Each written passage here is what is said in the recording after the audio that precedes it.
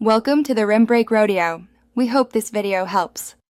You start by creating the ad network account and grabbing your app ID and ad unit ID. This is critical because ID link revenue to you. Once done, add the SDK dependency in your project and update the app manifest or info.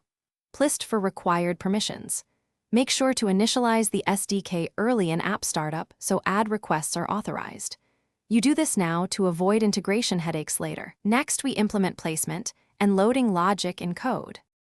You now implement specific placements, add banners to persistent UI, prepare interstitials for natural breaks, and set up rewarded ads where value exchange fits.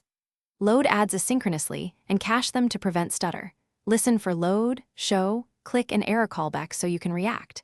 Once loaded, check placement timing and frequency caps to avoid user annoyance.